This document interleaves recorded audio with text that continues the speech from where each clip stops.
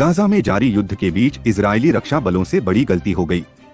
Times of Israel ने IDF के प्रवक्ता डेनियल हागारी के हवाले से बताया कि इजरायली रक्षा बलों आईडीएफ ने 7 अक्टूबर के हमले के बाद हमास द्वारा बंधक बनाए गए अपने ही 3 नागरिकों को खतरा समझकर उन पर गोलीबारी कर दी। इस घटना में तीनों नागरिकों की मौत हो गई। डेनियल हागारी ने कहा कि आईडीएफ इस दुखद घटना की जिम्मेदारी लेता है। उन्होंने कहा, यह घटना उसी क्षेत्र में हुई जहां इजरायली सैनिकों ने आत्मघाती हमलावरों सहित कई आतंकवादियों का सामना किया। 3 इजरायली बंधकों में से 2 की पहचान योतम हैम और समर तलालका के रूप में हुई है।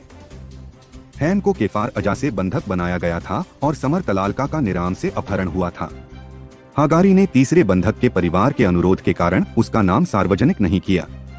यह पूछे जाने पर कि तीनों बंधक हमास की कैद से कैसे छूटे थे, हागारी ने कहा कि सेना का मानना है कि तीनों बचकर भागने में सफल रहे या आतंकवादियों ने उन्हें छोड़ दिया।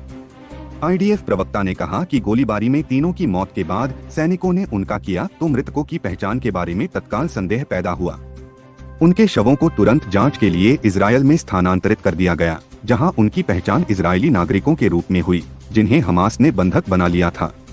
डेनियल हागारी ने कहा, यह हम सभी के लिए एक दुखद और दर्दनाक घटना है और जो कुछ भी हुआ उसके लिए आईडीएफ जिम्मेदार है। उन्होंने कहा कि आईडीएफ हमारे सैनिकों से हुई इस गंभीर गलती के कारणों का पता लगाने की कोशिश कर रहा है। हागारी ने आगे कहा कि आईडीएफ ने तुरंत घटना की जांच शुरू कर दी। यह एक दुखद घटना है जो एक युद्ध क्षेत्र में हुई जहां सैनिकों ने हाल के दिनों में और आज भी कई आतंकवादियों का सामना किया और कड़ी लड़ाई लड़ी। इजरायल डिफेंस फोर्स ने इस आपदा पर गहरा दुख व्यक्त किया। आईडीएफ प्रवक्ता ने कहा, कई ऐसी घटनाएं भी हुई हैं जिनमें हमारे सैनिकों को हमास के आत्मघाती हमलावरों का सामना करना पड़ा है।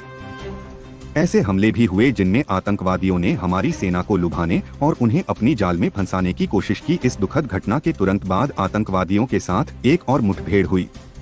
हागारी ने कहा कि आईडीएफ इस आपदा पर गहरा दुख व्यक्त करता है और मृतकों के परिवारों के दुख में शामिल है। हम तीनों मृतकों की आत्मा का शांति के लिए प्रार्थना करते हैं।